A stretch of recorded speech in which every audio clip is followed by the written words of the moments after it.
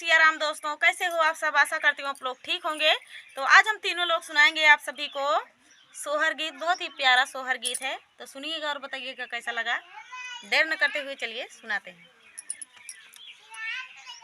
जनक जी चले हैं नहाने रानी से यारज करई, रानी से यारज करई हो।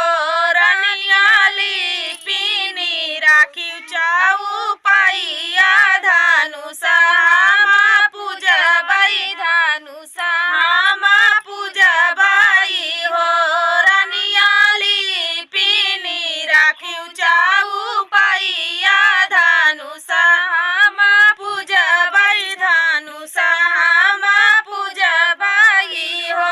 माइया ज सीता का बोला वही बागल बाई ठावई, ता गोदी बाई ठावई हो। बेटी ली पीनी दीव चाऊ पाइया, धानु सा पीता पूजी हई, धानु सा पीता पूजी हई हो। बेयाली पीनी दीव चाऊ पाइया, धानु सा पीता पूजी हई, धानु सा पीता पूजी हई हो।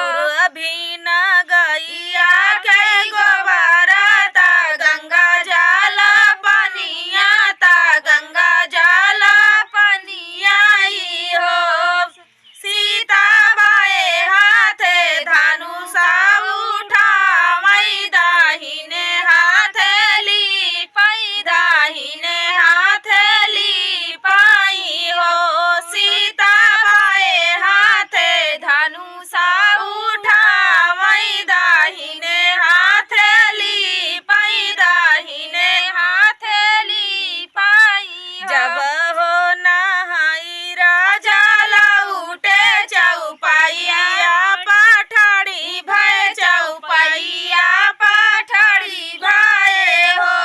रनिया के तौली पाई चौपाइया, ता दे तू बताई, ता दे तू बताई नी हो। ही मोरे पियावा से पियावा, तू हाई सिर साहेब, तू हाई सिर साहेब हो। राजा सीता बेटी ली पाई चाऊ पाइया, चौपैया बाड़ी सुंदर, चौपैया बाड़ी सुंदर हो। राजा सीता बेटी ली पाई चाऊ पाइया, चौपैया बाड़ी सुंदर, चौपैया बाड़ी सुंदर।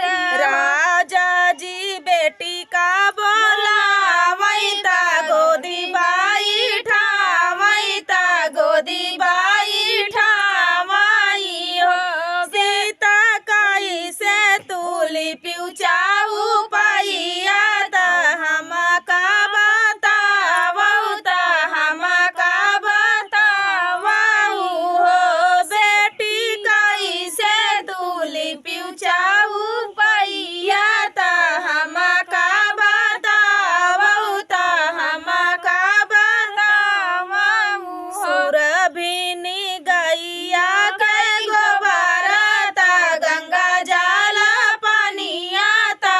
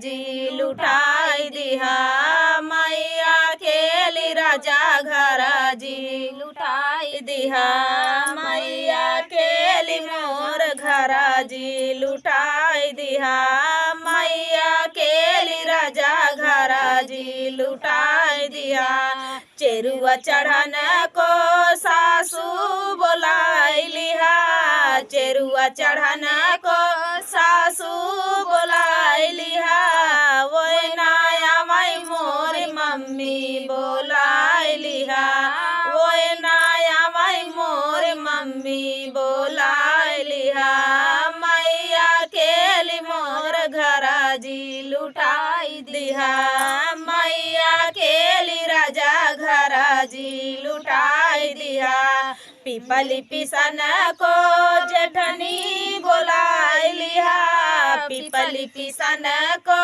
जेठनी बोलाई लिहा वो नाया माई मोर भाभी बोलाई लिहा वो नाया माई मोर भाभी बोलाई लिहा मैया केली राजा घर जी लुटाई दिहा मैया केली राजा घर जी लुटाई दिहा कजला रचन को ननदी बोलाई लिहा कजला रचन को ननदी बोलाई लिहा ओ नाया माई मोर बहिनी बोलाई लिहा ओ नाया माई मोर बहिनी बोलाई लिहा मैया केली मोर घर जी लुटाई दिहा मैया केली राजा घर जी लुटाई दिहा बसिया बजन को देवरा बोलाई लिहा बसिया बजन को देवरा बोलाई लिहा वो नाया माई मोर भैया बोलाई लिहा वो नाया माई मोर भैया बोलाई लिहा मैया केली राजा घर जी लुटाई दिहा मैया केली राजा घर जी लुटाई दिहा मैया केली राजा घर जी लुटाई दिहा मैया केली राजा घर जी ने लुटाई दिहा मैया केली राजा घर जी लुटाई दिहा मैया केली राजा घर जी लुटाई दिहा। तो दोस्तों ये प्यारा सा सोहर का उठान गीत बहुत ही प्यारा सोहर का उठान गीत है। तो फुल वॉच करने के लिए धन्यवाद। मिलते हैं नेक्स्ट वीडियो में, तब तक के लिए नमस्कार।